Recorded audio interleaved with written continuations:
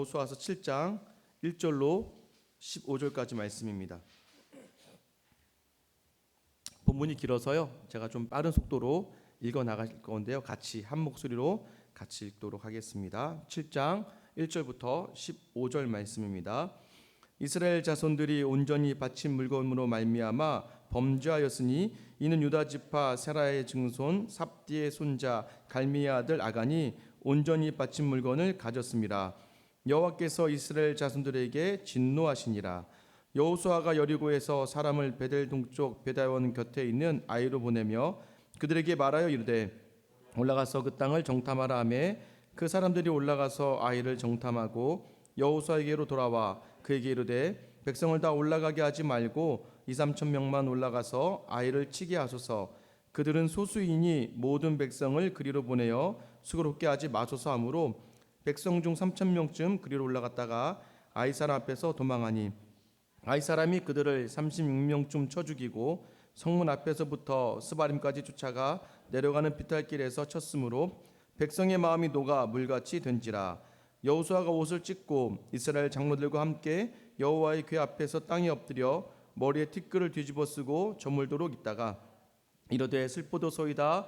주 여호와여 어찌하여 이 백성을 인도하여 요단을 건너게 하시고 우리를 아무리 사람의 손에 넘겨 멸망시키려 하셨나이까. 우리가 요단 저쪽을 만족하게 여겨 거주하였다면 좋을 뻔하였나이다. 주여 이스라엘이 그의 원수들 앞에서 돌아섰으니 내가 무슨 말을 하오리이까. 가나안 사람과 이 땅의 모든 사람들이 듣고 우리를 둘러싸고 우리 이름을 세상에서 끊으리니 주의 크신 이름을 위하여 어떻게 하시려 하나이까 하니 여호와께서 여호수아에게 이르시되 일어나라. 어찌하여 이렇게 엎드렸느냐.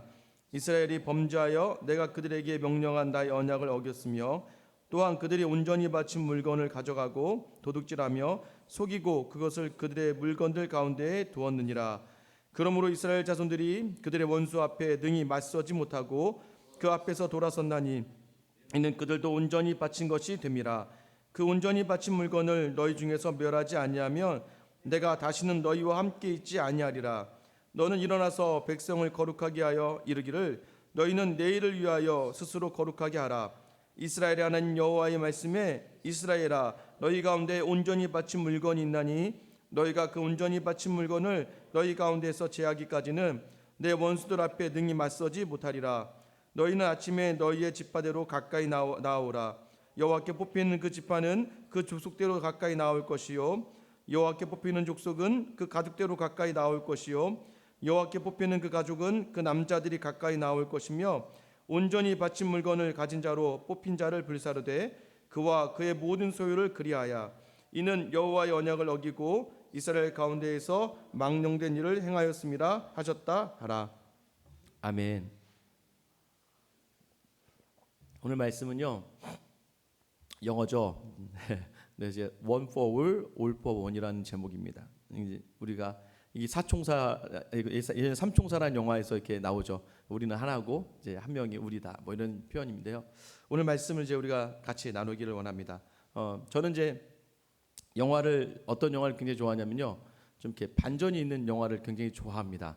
그러니까 예상하지 못한 막 스토리로 전개되는.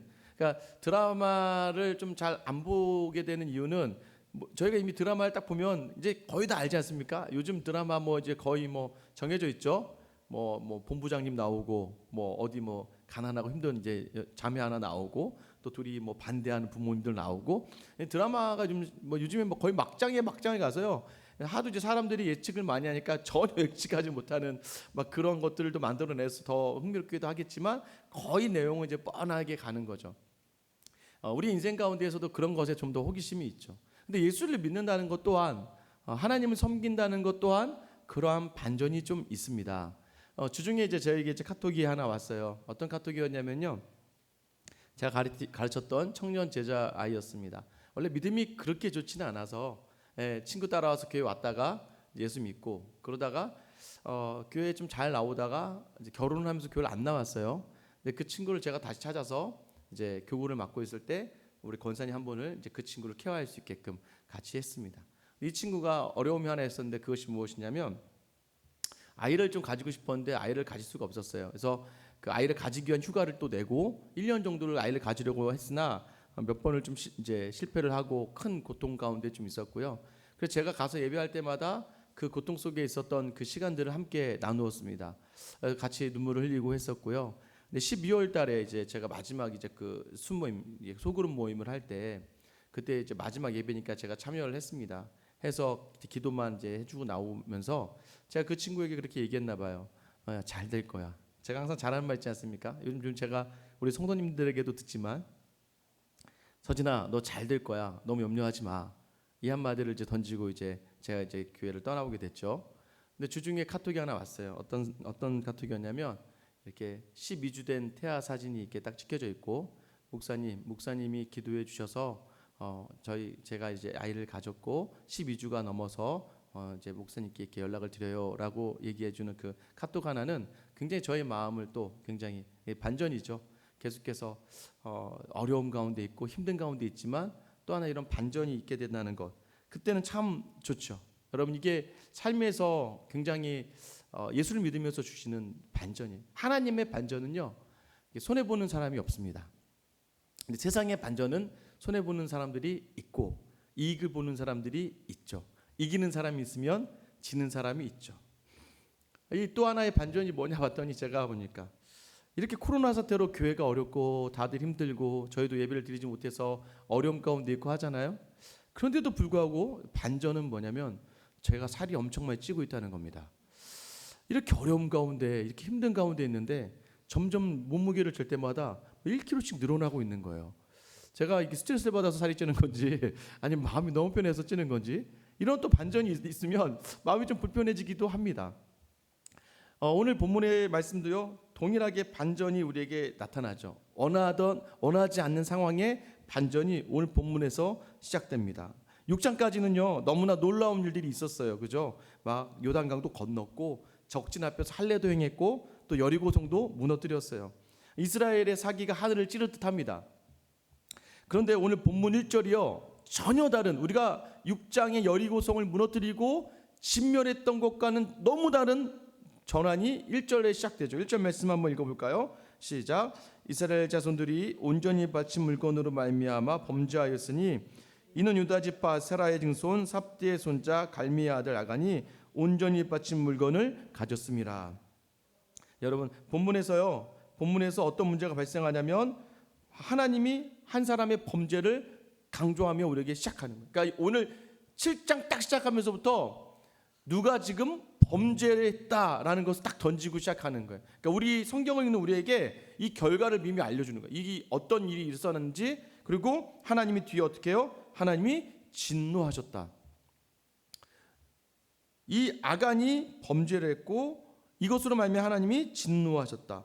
그 결과가 어디에 나오냐면요 4절 5절 말씀에 나옵니다. 우리 4절 5절 말씀도 같이 한번 읽어볼게요. 백성 중 3,000명쯤 그리로 올라갔다가 아이 사람 앞에서 도망하니 아이 사람이 그들을 36명쯤 쳐 죽이고 성문 앞에서부터 스바림까지 쫓아가 내려가는 베탈에서 쳤으므로 백성의 마음이 녹아 물같이 된지라. 아이성과 전쟁에서 패배했다는 결론이 나오고요. 패배하는 과정이요 여러분 이게 참 어렵습니다. 왜 어렵냐면 36명이 죽었어요. 뭐 전쟁에서 36명 죽은 거는 많이 죽은 건 아닐 수 있겠지만 이 앞에 여리고 전쟁에서 단 한 명도 죽지 않았거든요. 그러니 이스라엘 백성이 받는 충격은 너무나 큰 거예요. 예를 들면 이제 우리나라가 뭐 그동안 월드컵 본선에 이번에 10번째 올라가잖아요. 10번째 올라가는데 우리에게 충격이 뭐냐면 월드컵 본선에 못 가는 건 굉장한 충격일 거예요. 맨날 간 거니까. 그러면 아마 바로 감독 경질되고 아마 난리 날 겁니다. 근데 그 이상의 것이 지금 여리고를 칠 때는 아무런 일이 없었어요. 아무도 안 죽었어요. 근데 36명이 죽었는데 자 오늘 성경이 뭘 강조하냐면 쳐 죽였다. 이게 지금 전쟁을 하다 뭐 칼에 찔려 죽였다는 것도 아니고요. 이게 처참하게 맞아 죽었다는 거예요. 이 여러분이 전쟁에서요 너무 이렇게 생각만 해도 너무 불쌍한 것 같아요. 올라갔다가 갑자기 그 아이성의 사람들 만나고 나서 겁을 느끼고 다시 도망가는 중에 도망가는 걸 이 아이성 사람 쫓아가면서 뒤에서부터 사람을 때려 죽였다는 겁니다. 얼마나 비참하게 맞았던지. 그러니까 그 모습을 바라보니까 이 마지막에 어떻게 돼요? 백성들의 마음이 녹았다라고 이야기하죠. 여러분 이 백성들의 마음이 녹았다는 표현이요, 원래는 누가 가지고 있던 표현이었어요? 이 가나안 사람들이 원래 이스라엘 사람들을 향해서 가지고 있던, 하나님이 행하신 일, 여리고를 요단강을 건너시게 하신 일을 보고 원래 가나안 사람들의 마음이 물같이 녹았거든요. 그런데 지금은 이스라엘 사람들의 마음이 지금 물같이 녹아버렸습니다.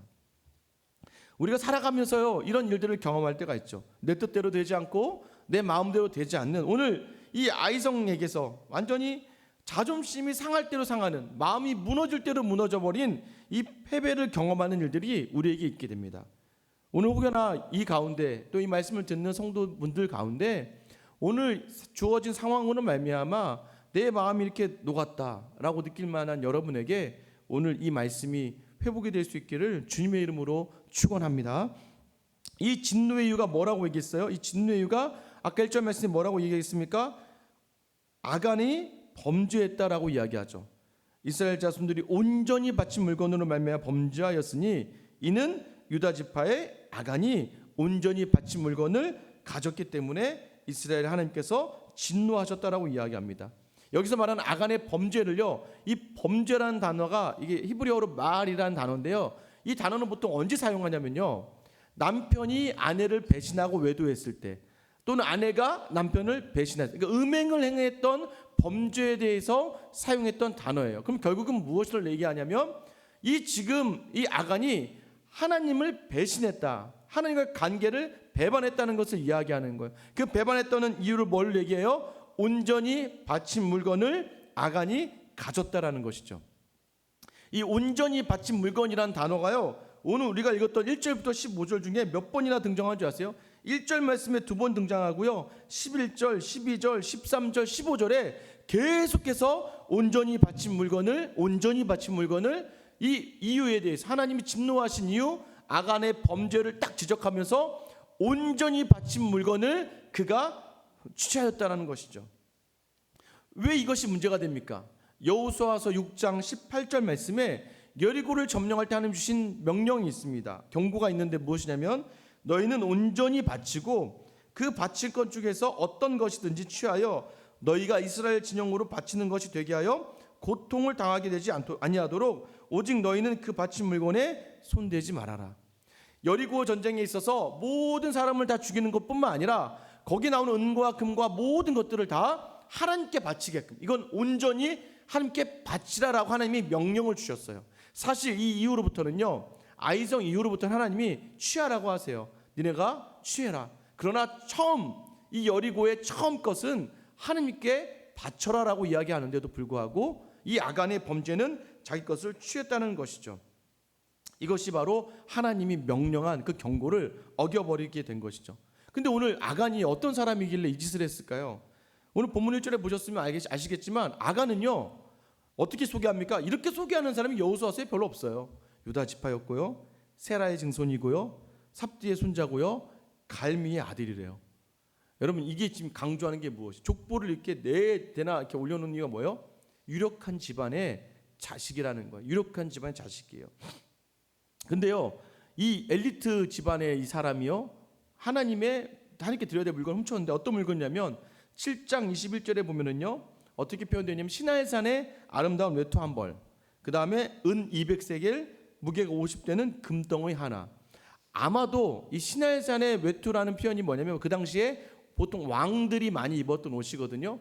그러니까 이 아간이 쳐들어가서 진멸했던 곳이 왕궁이었던 것 같아요. 여리고 왕이 있었던 곳을 가다 보니까 이 외투가 너무나 좋아 보이니까 이 외투와 더불어서 그 왕궁 안에 있던 은과 금을 자기가 취하였던 것 같습니다.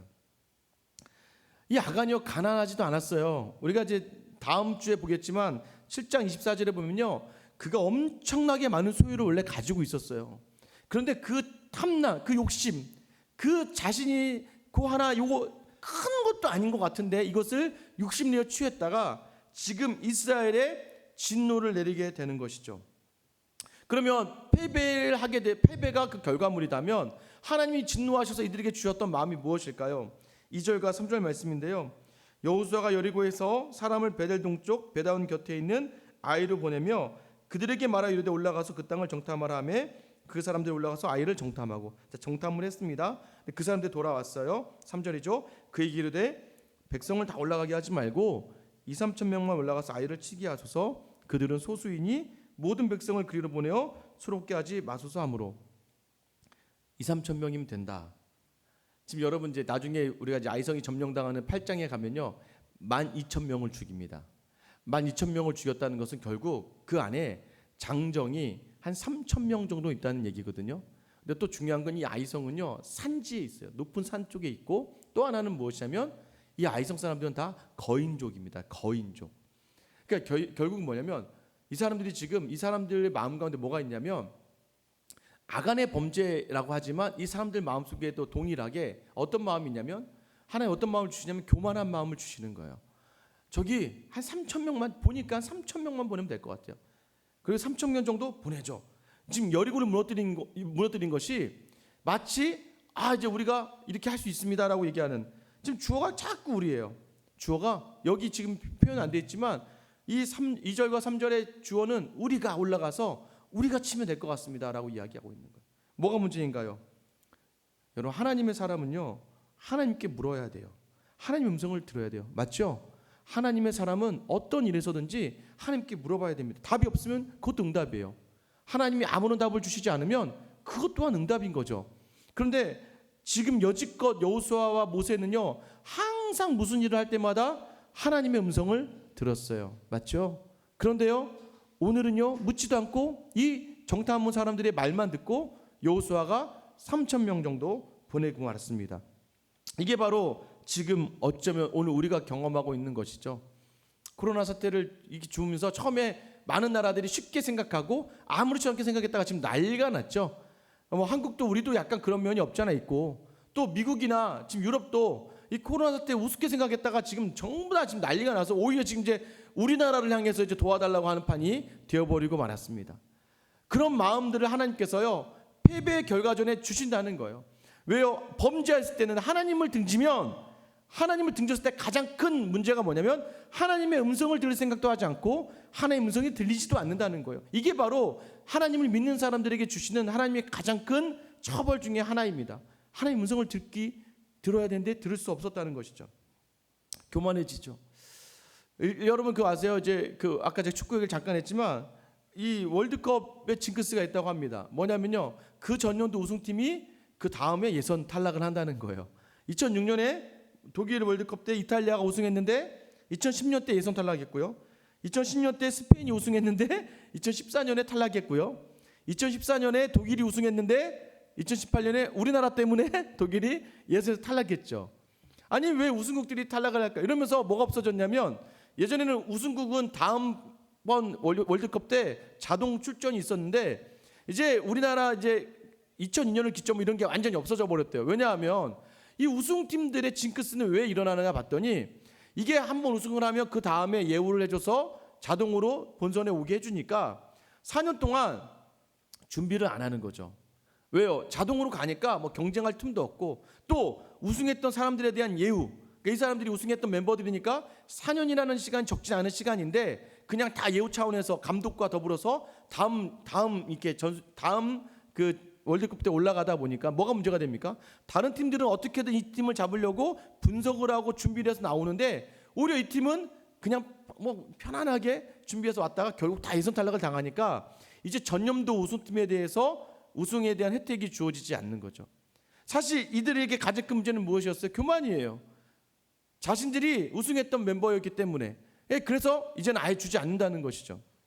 여러분, 하나님이 가장 싫어하는 것이 무엇입니까? 하나님의 말씀을 어겼을 때 우리에게 주신 가장 큰 처벌이 뭐냐면 하나님의 음성이 들리지 않고요, 하나님의 음성을 들으려 하지 않는다는 것이죠. 그러고 나서 결과적으로 아이성에서 패배를 경험하게 하세요. 그래서 여러분 우리가 자세히 알아야 되는 건 삶 가운데 여러분 어떤 아픔과 어떤 실패를 경험하셨나요? 그러면 그때 돌아봐야 될 것이 있습니다. 무엇입니까? 마음이 물같이 녹았단다면 그 가운데서 오히려 우리는요 믿음의 눈으로 혹시나 우리 안에 교만이 있지는 않았는가? 우리 힘이 하나님의 힘보다 더 나아가고 하나님의 음성보다 우리의 생각과 말이 더 나아가지 않았는가 한번 돌아봐야 돼요. 그런 시작이 어느 시작이냐면 바로 여호수아가 보여주는 모습인데 오늘 6절부터 8절 말씀입니다. 여호수아서 7장 6절부터 8절 말씀인데요. 여호수아가 옷을 찢고 이스라엘 장로들과 함께 여호와의 궤 앞에서 땅에 엎드려 머리에 티끌을 뒤집어 쓰고 저물도록 있다가 자 이제 기도하기 시작합니다. 이르되 슬포도소이다 주 여호와여 어찌하여 이 백성을 인도하여 요단을 건너게 하시고 우리를 아모리 사람의 손에 넘겨 멸망시키려 하셨나이까. 우리가 요단 저쪽을 만족하게 여겨 거주하였다면 좋을 뻔하였나이다. 야 이거 맨날 누가 하던 얘기예요? 맨날 이스라엘 백성들이 모세를 향하여 하던 얘기잖아요. 아이 그냥 애굽에 있었으면 좋을 뻔했는데 왜 이렇게 오게 해서. 누구 탓이라는 거예요? 하나님 탓이라는 거예요. 하나님 왜 우리를 굳이 요단강을 건너가게 하셔서 이렇게 합니까? 이렇게 했다가 이스라엘 백성들이 광야에서 쫄딱 망했습니다. 여러분 우리도 그러잖아요. 삶 가운데 어려움이 있으면 어떻게 해요? 하나님 왜 저한테 이런 거 해주세요? 하나님 왜 저한테 이렇게 하세요? 저도 코로나 사태로 말미암아 이런 기도 많이 했습니다. 하나님 왜 오자마자 코로나를 주십니까 저에게? 이게 막 이제 한번 사역 한번 제대로 해보려고 하는데 왜 그러십니까? 여러분도 그러지 않습니까? 사업 제대로 시작하는 타이밍에 올해 아마 원대한 계획을 가지고 있었던 사업체 사장님들도 계실 거예요. 직장에서도요 원대한 플랜을 가지고 뭔가 시작했을 거예요. 이 코로나로 인하여서 다 마비가 돼버렸잖아요. 지금 막 줄 도산이 예상되고요. 기업체마다 사업체마다 가정마다 직장마다 막 휴가 무급 휴가 가라고 그러고 지금 너무나 힘들어진 세상이 되어버리고 말았습니다. 집안에 있는 애들 좀 보세요. 애들 집 밖으로 나가지 못하니까요. 애들도 집 뛰어나가야 될 애들이 집 밖에 나가지도 못하고 있으니까 나가다 큰일 날 것 같으니까 점점 더 어려워지고 있는 이 시기가 계속된다면 아마 정말 힘들지 않을까요? 왜요? 하나님 왜 이것을 주셨습니까? 라고 하나님 왜 이렇게 하셨어요? 라고 하면 여기까지는 사실 우리의 원망과 탄식일 수 있습니다. 그런데요 여러분 그것 또한 필요해요. 그 다음 근데 거기서 못 찾으면 안 되고 그 다음으로 넘어가야 되죠. 8절이죠. 주여 이스라엘이 그 원수들 앞에서 돌아섰으니 내가 무슨 말을 하오리이까. 하나님 저는 이제 어떻게 할 수가 없어요 라고 자기 자신의 순간의 모습을 인정하는 기도가 필요합니다. 자, 그 다음에 무엇입니까? 그 다음에 6절 말씀에 우리가 시작은 기도로 시작했다고 얘기했어요. 이렇게 기도의 자리 나왔어요. 그러나 9절 말씀이죠. 9절 말씀을 같이 9절 말씀 한번 읽어보도록 하겠습니다. 9절입니다. 시작.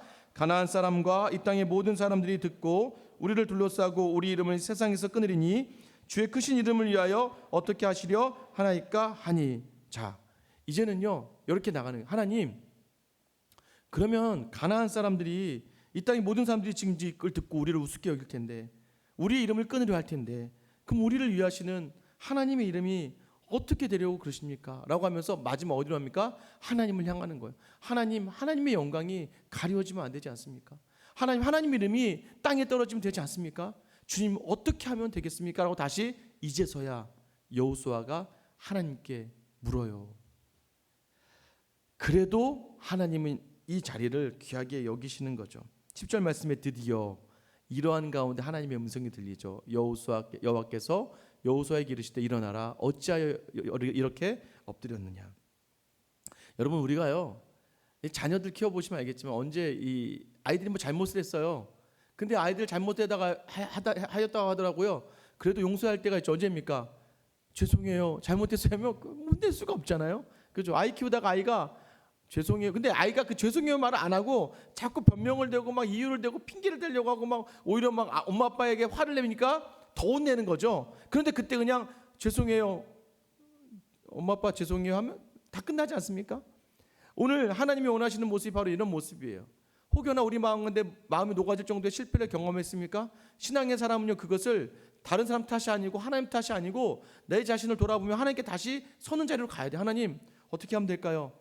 그리고 머리에 죄를 쓰는 모습이 무엇이 회개의 자리로 나오는가? 하나님 어떻게 하면 되겠습니까? 라고 이야기하죠. 그러자 하나님께서 11절과 12절에 해결책을 주시죠. 무엇입니까?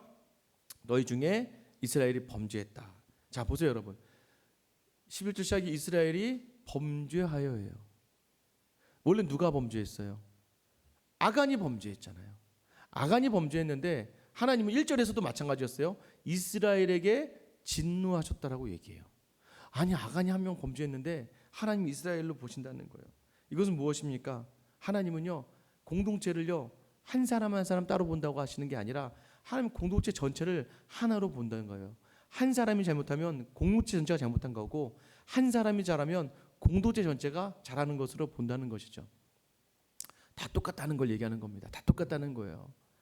제가 이제 항상 보면 알겠지만 제가 항상 똑같은 게 뭐냐, 부부 문제는 똑같습니다. 부부 싸움이 일어나요. 원인을 찾기 시작해요. 찾다 보면은요 둘 다 똑같아요. 그럼 교회는요? 교회도 마찬가지예요. 교회도요, 어떤 한 사람을 향해서 비난하기 시작합니다. 야, 저 사람 왜 저래? 저 사람 좀 특이한 것 같아. 저 사람 문제가 있는 것 같아. 저 사람 이기적이야. 저 사람 욕심이 많아라고 하다 보면서 비난하고 비판하다 보면요, 여러분 결과적으로 똑같은 거예요. 그 교회 수준이 그 정도 수준인 겁니다. 그러나요, 공동체를 보면서 느낀 건, 그래서 하나님은요 오늘 얘기하시는 거예요. 공동체 안은요 어떤 한 사람의 문제가 아니라는 거예요. 뭐 제가 집 밖에 나와서 자꾸 뭐 저희 아이의 잘못을 자꾸 막 이야기해요. 아, 그놈이 말도 안 들어 쳐먹고 막, 결국 그 누구 문제입니까? 부모님 저 문제죠. 제 자식 아닙니까? 제가 밖에 나가서 제 아내에 대해서 자꾸 막 욕을 하고 막 안 좋은 얘기를 해요. 여러분 그 누구 문제예요? 제 문제 아닙니까? 지금 부부는 한 몸인데 내가 내 몸을 욕하고 있으면 결국 나나 아내의 잘못이나 똑같은 일이 되어버리고 마는 것이죠. 우리가 놓치는 것이 무엇입니까? 하나님은요 결코 이스라엘 안에서 일어나는 모든 문제를 아간 한 명의 죄로 보지 않는다는 거예요. 아까 얘기했잖아요. 아간이 범죄하였다는 거 하나만으로도 정탐하고 온 사람들이 자기 우리끼리 할 수 있다라고 얘기하니까 하나님께 묻지 않잖아요. 결국은 이런 마음이 이스라엘 백성들 안에 있었고, 그 안에 특별하게 아간이 범죄를 행해서 하나님의 물건을 취했다는 것입니다. 중요한 건 무엇입니까? 그래서 이스라엘 백성들이 어떻게 되는 거예요? 그 실패를 경험하게 되는 것이죠. 하나님이 방법을 어떻게 얘기해요? 그 죄를 너에게서 제하라. 하나님께 드려야 될 온전한 물건을 너희가 가져갔으니까 그걸 찾아내서 제하라라고 얘기하죠. 이 제하는 데 있어서 여러분 고통이 수반됩니다. 한국 교회가 이렇게 세상으로부터 무능력한 교회가 된 게 뭔지 아십니까? 교회 안에 건징이 사라졌습니다. 건징이 사라질 정도의 교회가 됐죠. 여러분 제가 만약 여기서 어떤 분이 와서 예배 드리는데 조시는 거예요. 그래서 제가 자 졸았으니까 다음 주 예배 금지, 다음 주 예배 오지 마세요. 그러면 되게 좋아하실 거예요.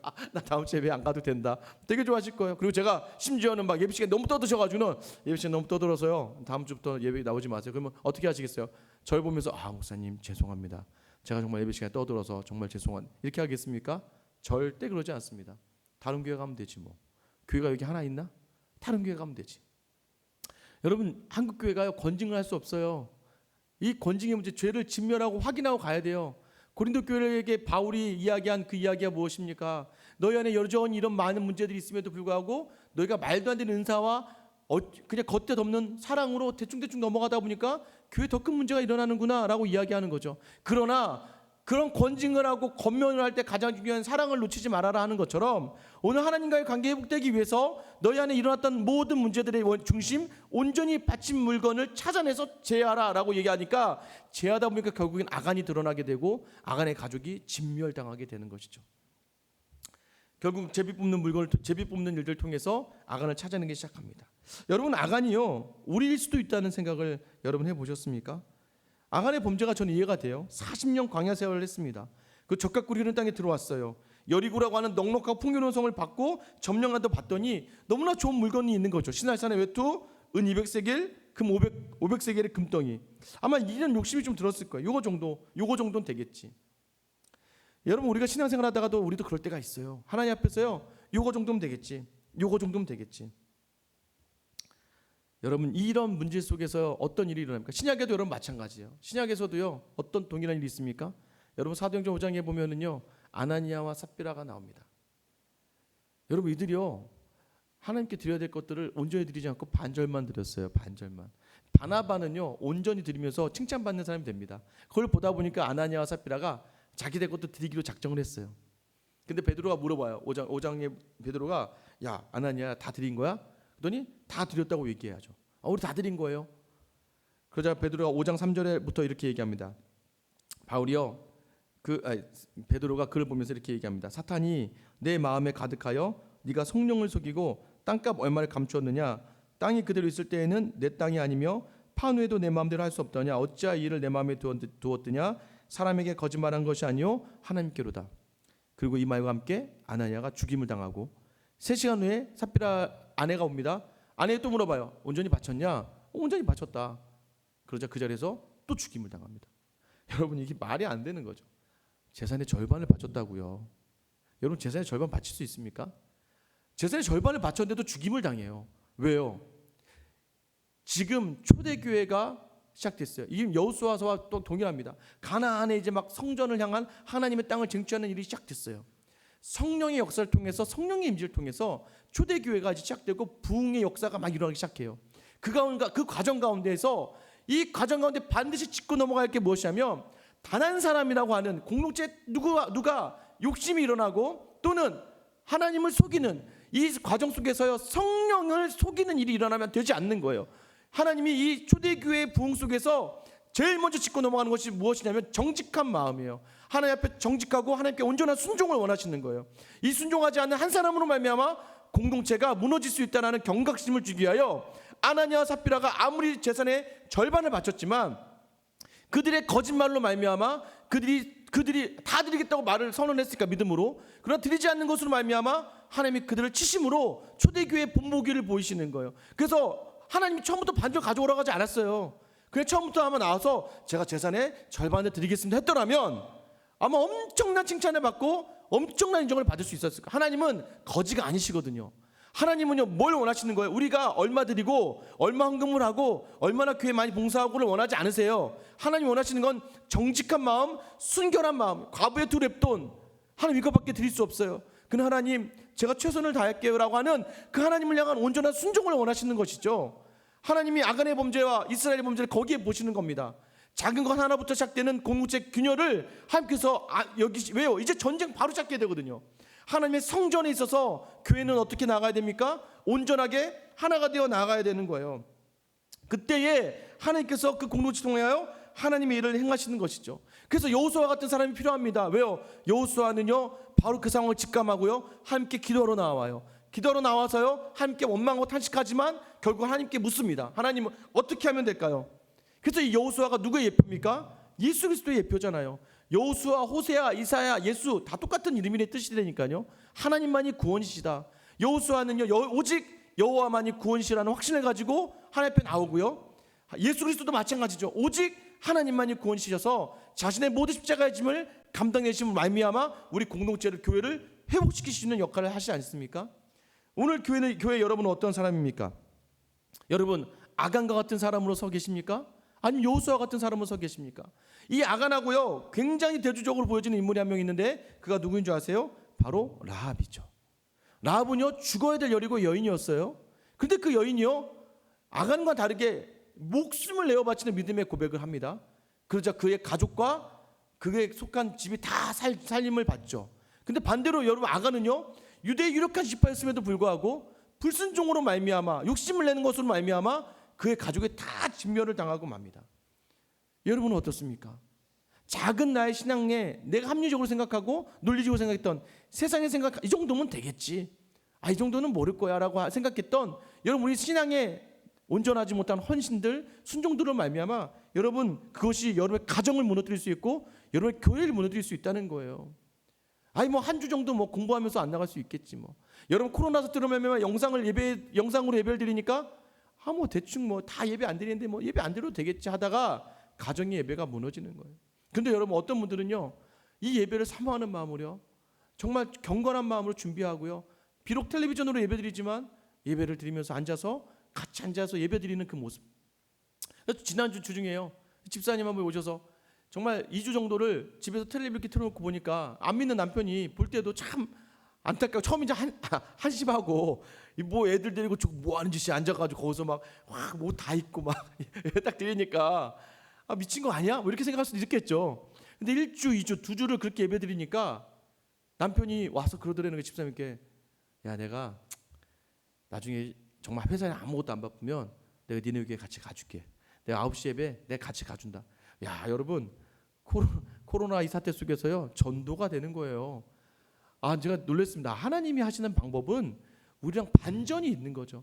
근데 그 말씀, 그 상황 가운데 환경 가운데 말씀에 순종하면서 나와올 때는 하나님이 그 속에 놀라운 일 행하시지만 이런 상황을 보면서 뭐 나 정도야 뭐 나중에 뭐 영상 뭐 유튜브로 보면 되는 거지 뭐라고 생각할 때는요 그 가운데 아간과 같은 그 마음 하나가 여러분의 가정과 공동체를 무너뜨릴 수 있다는 걸 아셔야 돼요.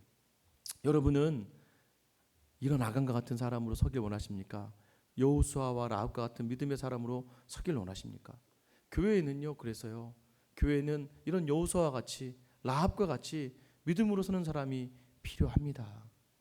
그런 사람이요 교회를 살리고 교회에 힘을 더하고요 교회가 온전히 하나님을 향할 수 있게 하는 거예요. 어제요 이제 말씀을 준비하고 잠시 이제 집에 갔다가 이제 들어오는 길이었는데요.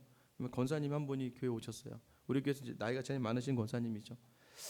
처음에 저는 권사님 뵐 때요 너무 그냥 얼굴이 항상 웃으시니까 너무 해피하세요. 저는 그 권사님 지금도 저는 그때 우리 사진 찍었을 때 이 권사님 사진이 너무 예뻐요. 그냥 볼 때마다 너무 예뻐서 제가 이제 사진도 보내드릴 정도였어요. 제가 이제 제일 처음 신방을 이제 우리 교회 이제 누굴 먼저 할까 했더니 주변에서도 제일 어르신이고 또 항상 이제 우리 동생들 또 믿음의 후배들 또 믿음의 자녀들 항상 있으면 생각하니까 그분 먼저 했으면 좋겠다 해서 제가 제일 먼저 이제 그분 신방을 갔습니다. 저는 사실은요 그냥 우리 권사님 굉장히 좀 잘 사실 줄 알고 여유 있고 항상 밝고 기쁘시니까. 근데 제가 이제 가서 예배드린 중에 저는 굉장히 큰 충격을 받았습니다. 갑자기 이 권사님 저에게 얘기하시는 거예요. 목사님, 제 이 발이 의족입니다. 발이 없는 거예요. 발이 교통사고가 크게 나셔서 28살 때 그것도 아이 4명을 낳고 28살에 그 다리의 교통사고로 그 다리가 절단이 되신 거예요. 그렇게 해서 그렇게 처음에 본인이 그렇게 살아가면서 의족을 처음에 차려고 하는데 몇 번 넘어지잖아요. 쓰러지잖아요. 너무나 비참하더래요. 근데 그렇게 10년치 안 돼서요. 결국 남편에게도 버림을 받았습니다. 내 자녀를 만날 수도 없었어요. 근데 그 시간을 계속 보내면서요. 그런데 그분이 유일하게 믿음의 아버지 어머니 덕분에 믿음 안에 거할 수 있었고 또 믿음에 있었던 이 형제들이요. 그 권사님의 자녀들을 수시로 그러니까 외삼촌 이모가 수시로 이 아이들을 계속해서 만나서 엄마와의 끈을 이어갈 수 있게끔 계속 쏘고 이게 힘써 주신 거죠. 그러한 믿음 안에서 생활하고 기도하는 가운데 시간이 지나면서 자녀들이 하나 둘 커서 이제 독립할 때마다 이 엄마를 찾아오고 엄마와 함께 교제하고 나중에 남편이 먼저 이제 이 세상을 떠나고 나서 마지막 이제 그 어렸을 때 떨어졌던 막내 아들과는 같이 살 수 있었던 시간도 보냈고 지금은요 또 중간에도요 뭐 자궁암 또 육종암으로 막 죽음의 사선을 오고 가셨더라고요.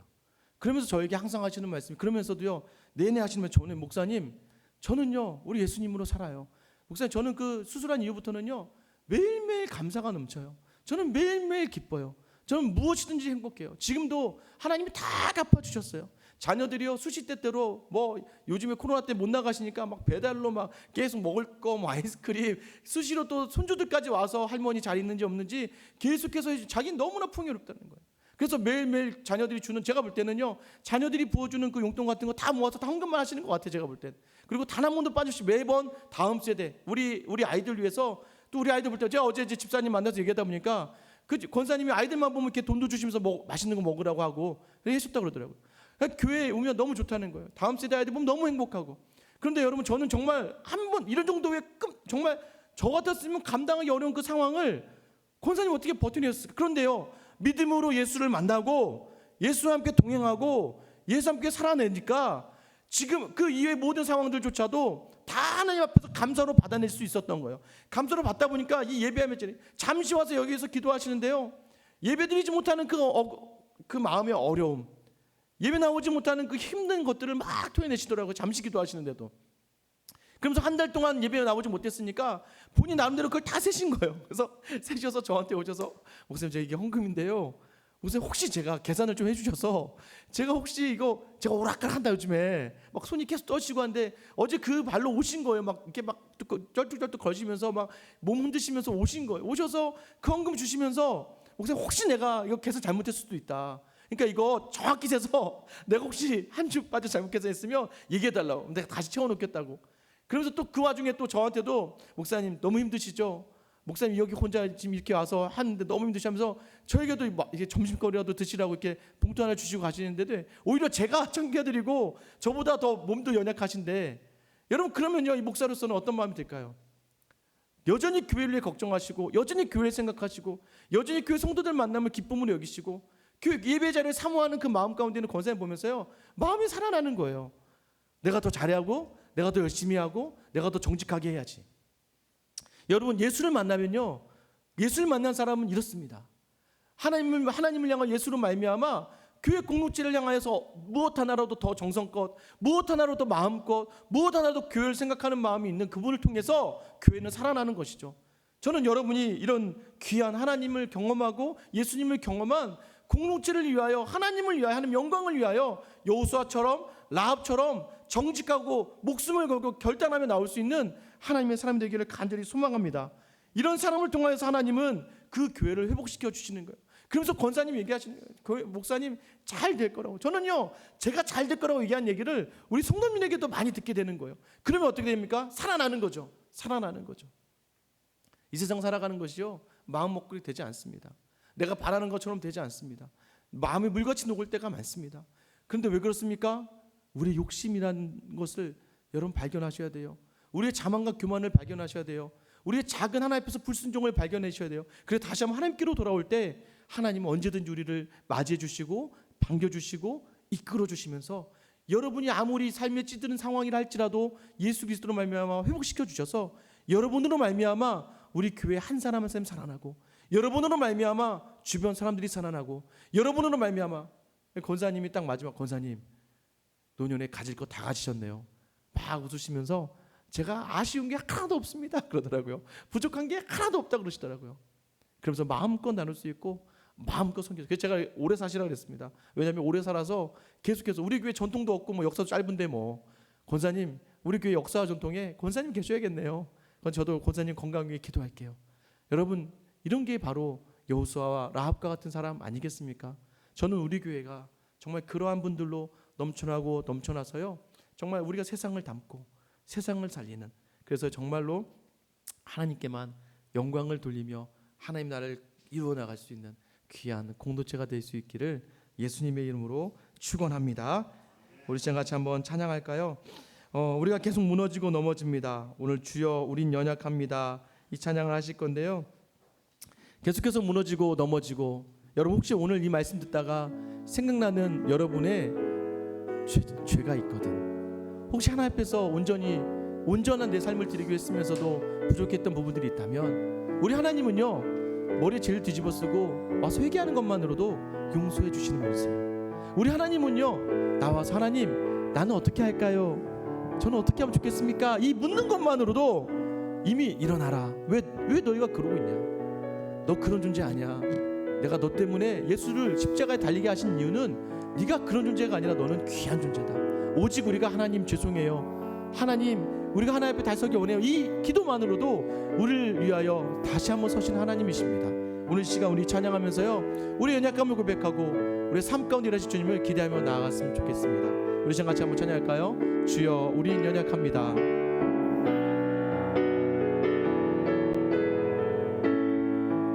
주여 우린 연약합니다. 주여 나를 우리 이루실 주는 완전합니다. 주는 그날에 우리를 이루실, 그날에 우리 이루실 주는 완전합니다. 우리 같이 한번 기도하겠습니다. 여러분 이제 각자의 가정에서 같이 기도하실 때요 우리가 아간과 같은 범죄가 우리 안에 있음을 여러분 고백하고 회개해야 됩니다. 하나님의 온전한 말씀에 순종하기로 작정해 놓고서는 계속해서 세상의 환경이 변하고 내 앞에 물질이 놓여져 있고 내 앞에 권력이 놓여져 있고 내 앞에 명예가 놓여져 있을 때 우리는 우리 작은 욕심이 그 하나님을 대하고 하나님을 반대하고 하나님께 등 돌리게 하는 그런 일들이 있습니다. 이 코로나 사태를 통하여서 우리의 몸이 편해지고 있습니까?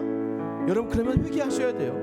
이 시간을 통하여서 우리 예배의 제세가 더욱더 하나님 앞에서 온전히 있어야 되고, 이 시간을 통하여서 더욱더 우리 마음 가운데 교회를 향한 마음이 있어야 되고, 이 시간을 통하여서 더욱더 하나님 앞에서 나의 부족한 모습을 돌아보고 연약한 모습을 돌아보며 회개하며 나아갈 수 있어야 됩니다. 오늘 시간에 우리가 기도할 때 하나님 우리가 아간입니다.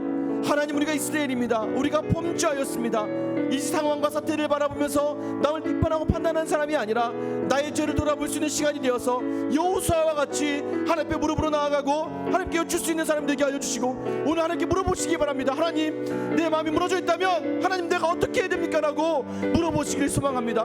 오늘 시간 우리 같이 기도하며 나아갈 때에 하나님 우리 안에 회복을 주시옵소서. 하나님 우리 다시 한번 주를 향한 마음이 회복되게 하여 주시옵소서. 우리 시간 주님 이름 한번 부르며 기도하며 나아가겠습니다. 주여, 하나님 오늘 시간 주 앞에 나와 기도하는 하나님의 성도는 마음 가운데 오늘 하나님 우리에게 있어서 어떤 어려움이 있습니까? 어떤 물과 동화짐이 있습니까? 오늘 하나님 우리 어려움 가운데 있다면 다시 한번 하나님 앞에서 우리의 잘못을 돌아보기를 소망합니다. 하나님 아간이 하나님 앞에서 범죄했던 것은 그 아간 한 명만의 범죄로 바라보지 아니하고 이스라엘 하나님으로 바라보시는 하나님을 우리가 발견합니다. 하나님, 우리 공동체가 하나입니다. 나의 잘못된 일들로 말미암아, 나의 잘못된 말들로 말미암아, 나의 잘못된 판단으로 말미암아 아버지 하나님 어려운 일들이 일어날 수 있으며 무너진 일들이 있을 수밖에 없는 우리의 상황을 돌아보며 아버지 하나님 다시 한번 우리가 회개하는 자리 돌아오게 하여 주시옵소서. 하나님께 묻게 하여 주시옵소서. 하나님의 음성을 듣게 하여 주시옵소서. 하나님으로 말미암아 다시 한번 우리 마음에 옥되어주신 그 귀한 은혜가 있게 하여 주시길 소망하오니 주님, 오늘 시간 주님 전에 나와서 하나님을 향하여 담대히 외치고 하나님 주님 앞에 서서 아버지 하나님 회개하는 하나님의 성도들 마음 그대로 받아주셔서 아버지 하나님 그 마음과 여전의 묵과 아버지 그 마음의 온전한 능력이 다시 한번 깰 수 있도록 주님 도와여 주시고 다시 한번 우리의 회개가 묶여지며 주 앞에 담대히 나아갈 수 있는 그 은혜 위의 은혜를 더하여 주시길 원합니다.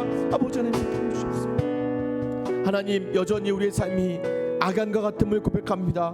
아버지 하나님 주신 그 승리에 도취되어서 이것이 마치 내가 행한 것처럼 생각하고 내 공로로 생각하면서 우리 안에 교만이 싹트고 아버지 하나님 이 환경과 상황 속에서 여전히 내 유익만을 추구하고 내 작은 마음을 채우고자 하는 그 욕심으로 말미암아 아버지 하나님 공동체가 무너지고 병들어 가고 있지 않습니까? 아버지, 한국교회가 지금 이 모양 이 꼴이 된 것은 아버지는 한 사람의 죄, 한 사람의 잘못이었습니다. 그런데 아버지 하나님, 우리를 위하여 예수 그리스도를 보내시고 오늘 여호수아의 모습을 통하여서 공동체 회복의 자리를 보여주시는 주님, 우리 모두가 다 함께 아간과 같은 모습이 아니라 여호수아와 같이 이 상황을 하나님께 부르며 설 수 있는 믿음이 우리에게 더해지기를 간절히 소망합니다. 아멘. 아버지, 우리의 삶이 무너져 있습니까? 아버지, 마음이 물과 같이 녹았습니까? 아버지, 그 이유가 원인이 무엇입니까? 다른 사람을 탓하고 환경을 탓하고 하나님을 탓하는 사람이 아니라 내 안에 무너진 하나님을 향한 마음이 혹되는 귀한 기회로 삼을 수 있는 우리 모두가 다 되어서 여호수아와 같이 주 앞에 나가 무릎 꿇게 하여 주시고 라합과 같이 굳게 하나님의 주신 믿음으로 말미암아 결단의 삶을 살아낼 수 있는 귀한 은혜를 우리에게 허락하여 주시기를 간절히 소망합니다. 아버지, 이 상황 속에서도 어려운 마음을 담아서 각 가정 각 가정에서 드려지는 주께 드리는 헌금이 있습니다. 아버지, 예물 받아주시며 이 예물이 온전히 하나님을 향하여 사용되어지게 하여 주시고 아버지, 예물을 통하여서 우리의 육신의 모든 것들을 채우는 것이 아니라 진정으로 하나님 나라를 위하여 교회를 위하여 온전히 채워지는 귀한 예물로 쓰여질 수 있도록 주님 인도하여 주시옵소서. 네. 주님, 우리는 연약합니다. 계속 무너집니다. 그러나 우리 안에 예수 그리스도가 계시면 우리는 담대하고 우리 이 땅을 감사로 살아가고 이 땅을 기쁨으로 살아갈 수 있사오니 주님, 우리 안에 오셔서 우리 안에 성령 충만으로 더하여 주시옵소서. 한 주를 살아낼 때에도 이러한 마음과 이러한 각오로 가는 곳마다 사람을 살리고 가는 곳마다 가정과 교회를 살릴 수 있는 주님의 귀한 성도들이 다 되게 하여 주시옵소서. 이제는 우리 주 예수 그리스도의 은혜와 하나님의 크신 사랑과 성령님의 감화감동 교통 인도하심이 여전히 힘들어지고 어려워지는 상황, 내 마음대로 되지 않아 마음이 물과 같이 녹아버리는 상황 속에서 이 상황과 환경에 탓하고 하나님만을 탓하고 원망하는 사람이 아니라 내 안에 죄를 다시 한번 돌아보며 내 안에 잘못을 돌아보며 나의 삶을 반성하며 다시 한번 주님께 헌신하고 주님께 온전한 순종으로 나아가기로 작정하며 결단함으로 라합과 같이 여호수아와 같이 하나님의 교회를 위하여 살아가기로 작정하는 하나님의 성도들 머리 위에, 또한 이 코로나 사태를 위하여 수고하는 모든 손길들을 위해 이제로부터 영원까지 함께 하시길 간절히 축원하옵나이다. 아멘. 수고하셨습니다.